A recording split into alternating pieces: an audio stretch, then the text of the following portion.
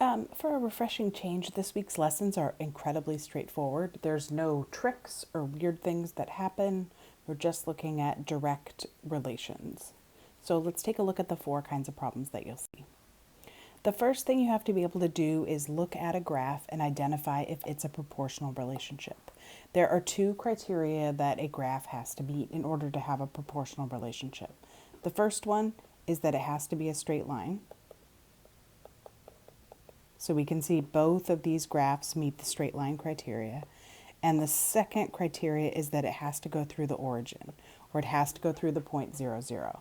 So we can see that this graph goes through the origin right here, and it's a straight line. So this is a proportional relationship. This graph has a straight line, but it starts here up above the origin 0, 0. So this is not a proportional relationship. And that is 100% of the problems you will see on R.1. If we take a look at R.2, we have a little bit more complicated.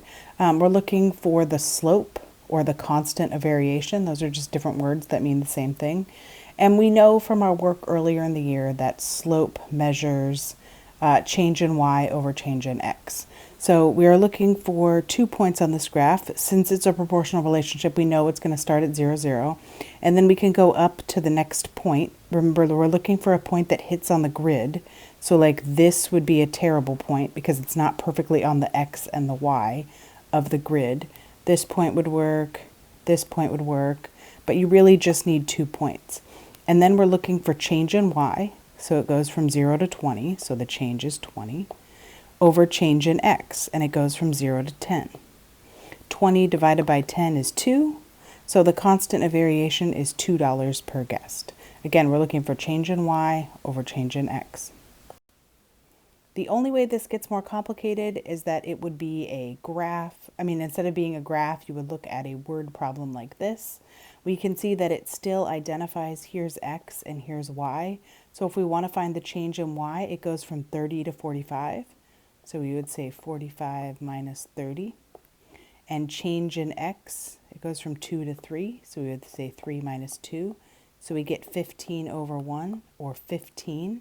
So our constant of variation or slope for this would be 15. And that's all the problems you're going to see on R.2. Most of them will be the graphs, but if you run into any that don't have a graph, you just do y2 minus y1 over x2 minus x1. Our third skill in R.3 asks us to graph this proportional relationship. I'm going to zoom in on these graphs a little bit. So this says y equals negative 4x. And as we talked about, a proportional relationship always goes through 0, 0. And then we just have to count the slope. So negative 4 over 1. So we need to go down 4, 1, 2, 3, 4, from that first point that we graphed, and then positive 1. And then on IXL at this point, it would sketch in the line for you. But since I am drawing on my iPad, I do not have that option. And let's take a look at a second example. And this does not get more complicated ever. You start at 0, 0, and you count the slope from that point, and that's it. So let's look at what happens if we have a positive slope. So we still start at 0, 0. We need to change 5 into a fraction by putting it over 1. So we count up 5, 1, 2, 3, 4, 5, and over 1, because we remember that this is always rise over run. So our first number is always going to go up and down, and our second number is always going to go left and right. And so our graph would look like this. Now, the only thing you might see on this that's a little bit tricky is if it's already a fraction. I would argue that's actually easier than the ones that we just looked at. So here we're graphing y equals negative 1/2 x. And there are 2 ways that we could write that. We could have negative 1 over 2, or we could have 1 over negative 2.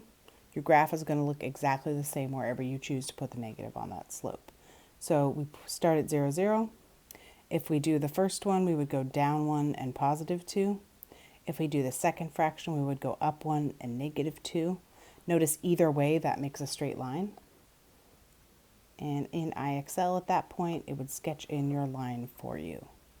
And that's all you do for R.3, graphing proportional relationships. You just need to graph 2 points. One of them is at 0, 0, and the second one you count the slope from that original point.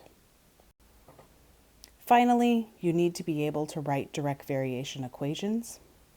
A direct variation equation is always in the form y equals kx, where k is the constant, the thing that's changing. And so if we want to write a direct variation equation that shows the relationship between x and y, we would set this up as y equals kx. Y is 12, so we would say 12 equals, and x is 2, right? So we've taken out what we know and we've put in what we know. We've taken out y and put in 12. We've taken out x and put in 2. And then we've got a simple one-step equation here, divide by 2, which means k equals 6. Notice that the directions say to write your answer as an equation, so you could not just write 6. You would have to write y equals 6x.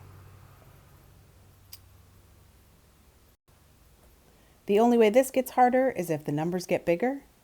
So we still have y equals kx as our basic equation. Y is 768, so we go ahead and plug that in for y. X is 128, so we plug that in for x, and we're trying to find k. We divide both sides by 128, and that divides to 6, so we get k equals 6. But we remember that we need to write our answer as an equation, so we would write y equals 6x using that y equals kx formula. And that's everything you do in this week's math. Good luck.